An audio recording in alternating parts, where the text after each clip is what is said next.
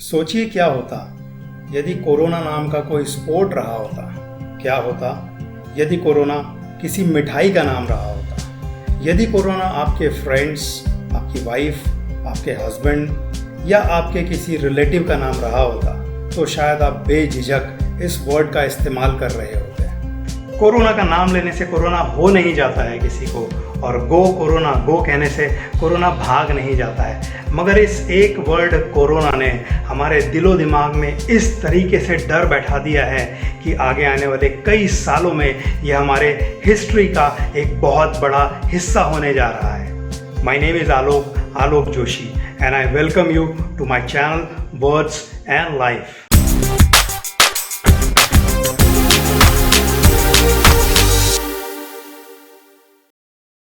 Hello everybody. आगे बढ़ने से पहले एक सवाल, Do you know why this virus is called corona virus? यदि नहीं तो मैं आपको शॉर्ट में बताता हूँ।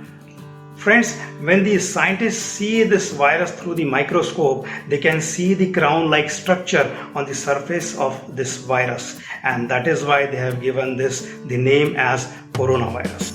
And the disease which is caused by this virus is called COVID-19. CO means corona, VI matlab virus, and D is for disease. And because the first patient was observed in the year 2019 December, that is why this is called COVID-19.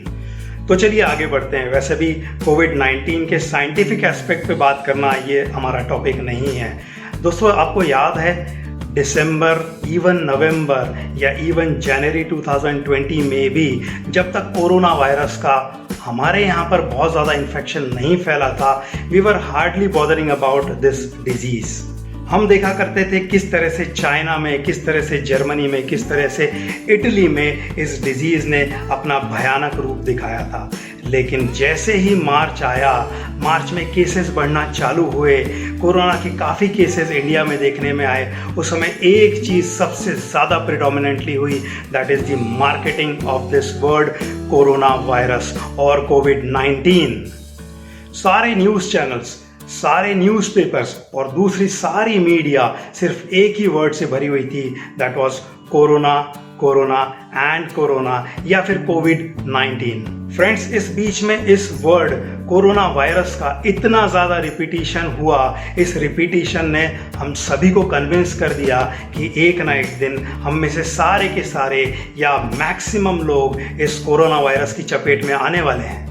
And because of this repetition and the fear, हमने डरना चालू कर दिया। घर से बाहर निकलते समय भी 100 बार हम लोग सोचा करते थे कि कहीं कोरोना हो तो नहीं जाएगा हमें। अब आप सोचेंगे कि इस चैनल वर्ड्स एंड लाइफ का कोरोना से क्या लेना देना है। माय डियर फ्रेंड्स, जिस तरीके से कोरोना ने आपके घर में, आपके दिमाग में जगह बना ली है, उसी तरीके से हम जिस वर्ड्स को यूज़ करते हैं हमारी डेली लाइफ में या हमारे आसपास, ऐसा ऑरा क्रिएट कर देते हैं, या तो हमारे लिए एक नेगेटिव इमेज बनाएंगे या एक पॉजिटिव इमेज हमारे लिए बना करके रखेंगे।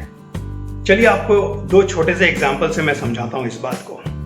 आप जैसे ही ये वर्ड सुनते हैं मित्रों, या फिर एक दूसरा एग्जाम्पल देता हूं, आप जैसे ही किसी को देखते हैं चल निकल, दोस्तों बताने में ज़्यादा टाइम नहीं लगेगा कि इन दोनों वर्ड्स में आपको किन पर्सनालिटीज़ की याद आती है।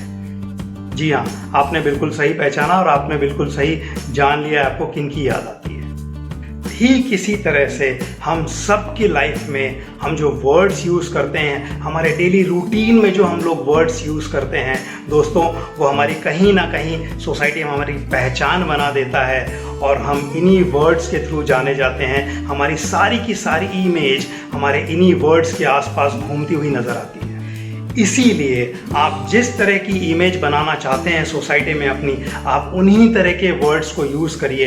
यदि आप चाहते हैं कि आपको देख करके लोगों के अंदर से गालियां निकलें, तो आप दिन रात गालियों का इस्तेमाल करके लोगों से बात करिए। लेकिन आप चाहते हैं कि आपको देखने के बाद में, आपसे मिलने के बाद में किसी का दिन बन जाए, किसी के चेहरे पे खुशी आ जाए और बस वो खुश हो जाए। यदि आप चाहते हैं कि आप जिससे मिले उसका डे गुड डे हो जाए, तो आप दिन भर में गुड बेटर, बेस्ट की बातें करिए। ऑसम, वंडरफुल, फैंटास्टिक, ये जब आप बोलना चालू करेंगे, ये सारे के सारे वर्ड्स जो हैं ये आपकी पर्सनालिटी से जुड़ना चालू कर देंगे। तो जब भी आपको कोई देखेगा उसके मुंह से आपके लिए भी awesome, fantastic, wonderful, good, best, बस यही निकलेगा। और धीरे धीरे आप देखेंगे ये वर्ड्स सोसाइटी में आपकी पहचान बनाना चालू कर देंगे। ये वर्ड्स आपकी पहचान को सब्स्टिट्यूट करना चालू कर देंगे। दोस्तों, एक बहुत पुरानी ऐड आया करती थी विच वॉज ऑफ हेलमेट, मुझे आज भी बहुत अच्छे तरीके से याद है। उसमें वो बंदा बोला करता था, मर्जी है आपकी, आखिर सर है आपका। मैं आपसे कहना चाहूँगा, मर्जी है आपकी, आखिर वर्ड्स हैं आपके। और इससे एक कदम और जाकर के आगे बोलूँगा, मर्जी है आपकी, वर्ड्स हैं आपके, आखिर लाइफ है आपकी। तो दोस्तों, आज के लिए इतना ही। अगली बार फिर किसी नए टॉपिक के साथ में मिलेंगे, फिर किसी नए वर्ड के साथ में मिलेंगे। और हाँ, जैसे मैंने आपको एग्जाम्पल दिया है कोविड या फिर कोरोना वायरस का, मैंने आपको सिर्फ एग्जाम्पल देने के लिए दिया था कि किस तरीके से वर्ड्स हमारी लाइफ को, हमारी सोसाइटी को और हमारी साइकोलॉजी को अफेक्ट करते हैं। But do take care of yourself. Mask use करिए, सैनिटाइजर्स यूज़ करिए और अपने आप को हेल्दी रखिए। Stay safe, stay healthy. तो जाते जाते फ्रेंड्स, मैं कहना चाहूँगा, please do like my channel Words and Life. Please share this video and press the bell icon also. Thank you very much.